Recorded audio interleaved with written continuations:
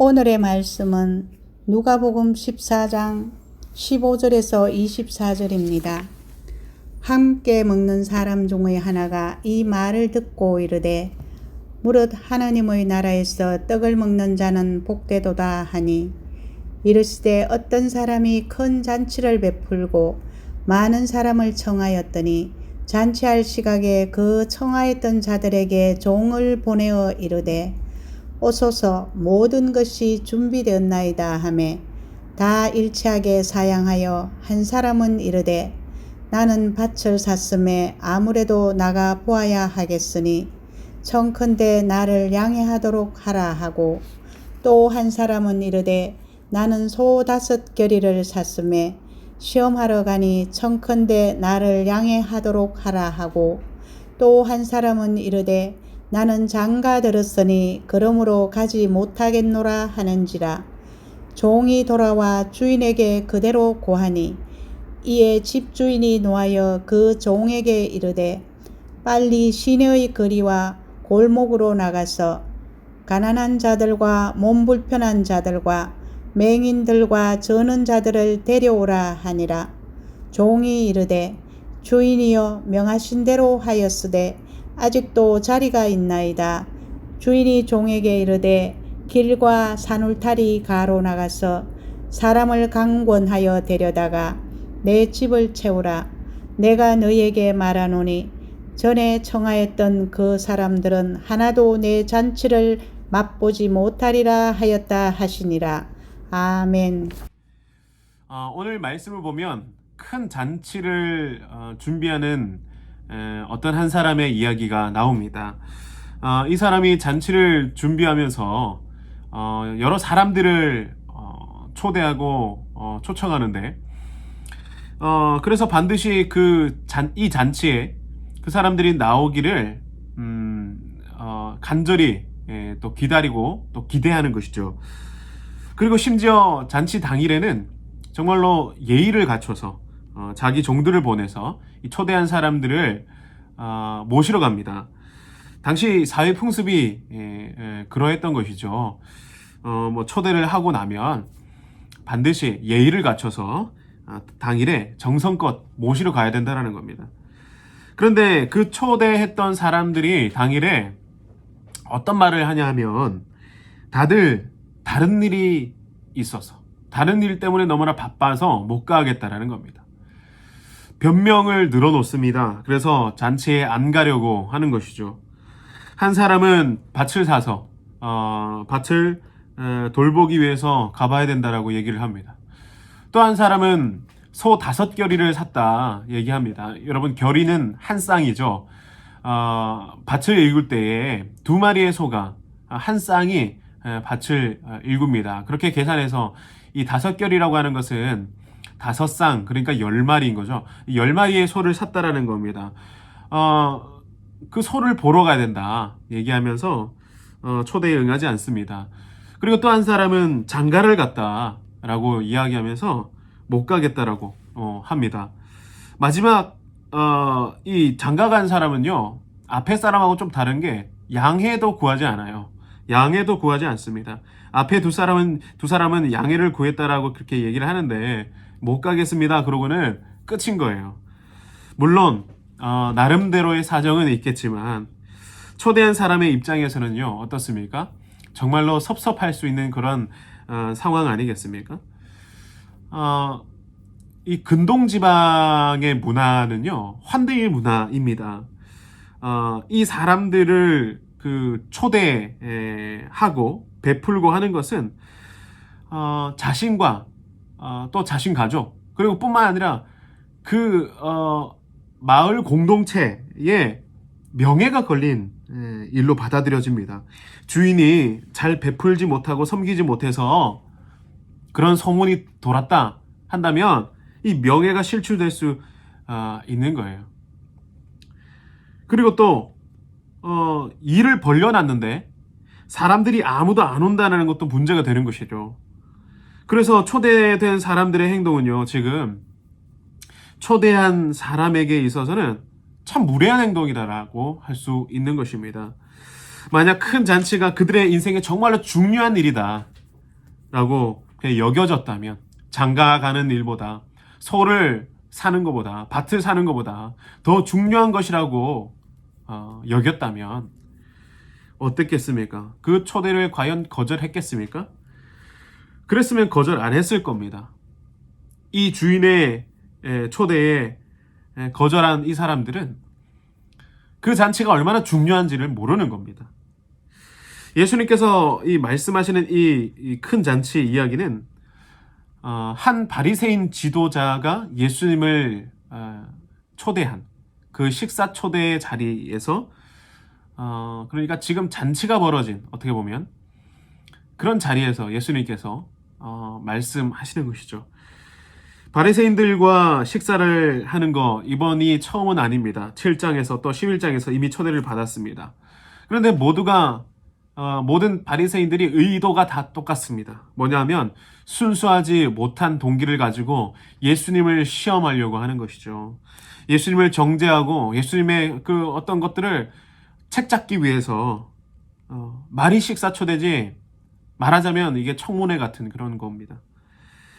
그 자리에서 말씀하시는 겁니다. 자칭 하나님의 백성이라고 하는 자들, 그러나 예수 그리스도의 하나님 나라의 복음을 거부하는 자들을 향한 예수님의 이야기인 것이죠. 예수님께서 이 땅에 계실 때 어떤 일을 하셨습니까? 사람들을 만나시면서 아픈 자들을 회복해 하시고 마음에 어려움 당한 자들을 위로하시고 또 기적을 베푸시고 하셨죠. 그것뿐만 아니라 중요한 것은 하나님 나라를 전하셨다라는 겁니다. 회개하라, 천국에 가까이 왔느니라 선포하시면서 사람들이 그 하나님 나라 잔치에 참여하기를 원하시는 겁니다. 지금 본문의 장면에서 그려지는 이 초대는 사실 한 바리새인의 초대가 아닙니다. 바로 예수님의 초대 이야기인 것이죠. 그들은 자신들이 초대했다라고 생각했겠지만 아닌 겁니다. 예수님께서 지금 초대하고 계신 겁니다. 그런데 그들은 위선적인 마음을 가지고, 완악한 마음을 가지고 받아들이지 않는 거죠. 예수님은 그들의 그 완악하고 위선적인 마음을 꿰뚫어 보십니다. 당시 유대인들의 많은 경우는요, 특히나 바리새인들, 율법학자들과 같은 그런 사람들은 자신들이 그 말씀에 담긴 율법을 잘 지키면 그것이 하나님 나라의 백성으로서의 정체성이라고 생각을 했습니다. 율법을 잘 지키는 것, 참 중요하죠. 중요한 일입니다. 하지만 예수님께서는 그들을 향해서 결코 칭찬하지 않는다라는 이야기입니다. 율법에 담긴 하나님의 뜻에 합당하지 못한 삶을 그들이 살고 있기 때문에 그들을 책망하시는 것이죠. 여러분, 그들의 삶이 어땠습니까? 어떤 삶을 살았습니까? 마치 예수님이 들려준 큰 잔치 비유에 나오는 사람들처럼 자기 일에 급급한 그런 사람들이었다라는 겁니다.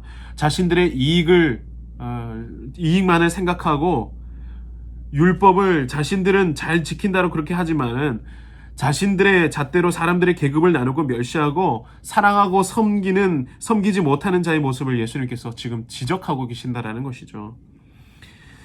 하나님 나라에 초대하기 위해서 계속해서 예수님의 거듭된 이러한 메시지에도 불구하고 바리새인 지도자들은 복음의 참뜻을 이해하지 못했습니다. 받아들이지도 않았습니다. 결국 그들은 잔칫날이 되었을 때에 잔치 자리에 참여하지 않았습니다. 결국 주인이 어떻게 했냐고 하면 다른 사람들을 초대합니다. 그 다른 사람들이 누구냐 하니까 가난한 사람들, 또 몸이 불편한 사람들, 장애인들, 이런 사람들을 부르는 거죠. 약자입니다. 사회적 약자 맞습니다. 그럼 예수님은 가난한 사람, 어렵고 고통받는 사람들만 부르시는 걸까? 이런 질문을 할 수도 있죠. 그런 이야기가 아닌 겁니다. 스스로 하나님의 거룩한 백성이라고 생각하는 유대 지도자들이 그들의 높은 콧대를 내세우면서 예수님의 초대를 거부하니까 주님께서는 그 자리를 그 유대 지도자들, 바리새인들이 천하고 죄가 있다라고 생각하는 사람들을 잔치에 초대하신다는 겁니다. 먼저 된 자가 나중되고 나중된 자가 먼저 되는 겁니다. 그러니까 하나님 나라에 참여할 자격을 갖춘 사람들은 그들의 외형적인 모습이나 출신이나 신분이나 성경 지식 많이 있다고 되는 것이 아니라 세상의 일들 다 버리고 포기하더라도 주님의 부르심을 받아들이고 믿음과 순종으로 살아가는 사람들인 것입니다. 여러분, 예수님은 어린아이가 예수님께 나오는 것을 금하지 말라고 제자들에게 말씀하셨죠. 누구든지 이 어린아이와 같지 아니하면 하나님 나라에 들어갈 수 없다라고 말씀을 하십니다. 여러분, 이때의 어린아이와 같은 것은 수준 낮은 믿음을 얘기하는 것이 아니고요. 어떻게 보면 가장 멋지고요. 가장 순수한 믿음입니다. 하나님이 내 아버지 되어주시고 나를 키워주시고 나를 인도하시는데 나는 그분 없으면 안 된다 라고 하는 그런 믿음인 것이죠. 예수님의 책망을 받는 바리새인들과 율법 교사들, 다시 말해서 자기 스스로는 하나님의 사람들이라고 일컫는 사람들이 믿음이 과연 있는가 했을 때에 그들 안에 있는 그것은 가짜 믿음이었다 라는 것이 드러나는 겁니다. 예수님을 거부하는 자들이었고 율법은 많이 아는데 위선적이고 외식하는 자들입니다. 그들이 돌봐야 하는 소외된 자들이 분명히 주변에 있는데 그들을 돌보지 못하면서 오히려 소외된 자들을 더욱더 소외되게 만드는 장본인이 되어버린 것이죠. 믿음이 있다면 그 믿음은 우리 속에 천국을 기대하는 소망으로 있을 뿐만 아니라 그 삶에 기쁨이 있고 행복이 있고 희망이 있고 믿음의 긍정이 있고 또 우리의 삶의 실제적인 실천이 분명히 있을 겁니다.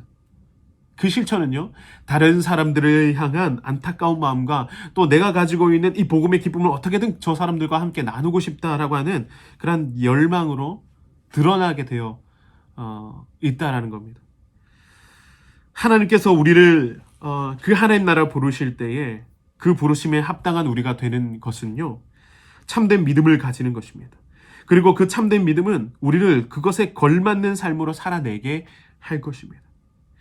예수님을 믿고 천국의 소망을 가진 우리는 하나님의 행복을 다른 사람과 함께 나누며 살아가기를 꿈꾸는 자들입니다.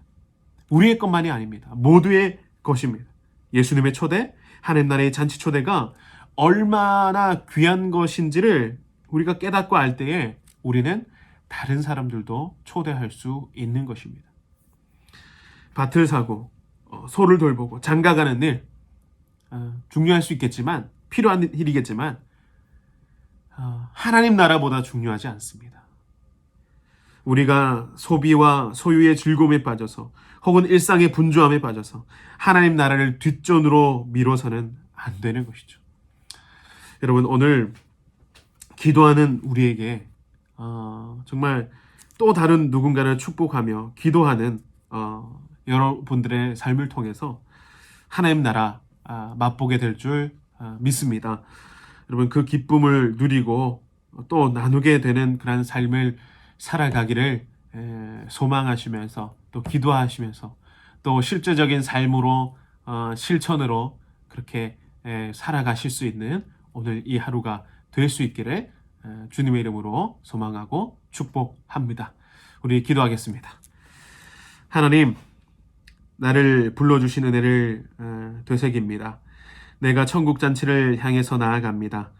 내 발걸음이 어떠한지를 보게 하시고 삶의 행보가 어떠한지를 깨닫게 하셔서 하나님의 부르심에도 곁눈질하며 세상 즐거움에 빠져 살지는 않는지 나를 돌아보게 하옵소서. 의심 없는 믿음으로 그 길을 걷게 하시고 가장 소중한 이 기쁨을 나만 누릴 것이 아니라 나누면서 함께 살아가는 삶으로 나아가게 하여 주시옵소서. 오늘도 주님의 마음으로 기도하고 주님의 마음으로 세상을 향해 나아가오니 주님 인도하여 주시옵소서. 은혜 베풀어 주옵소서. 예수 그리스도 이름으로 기도드리옵나이다. 아멘.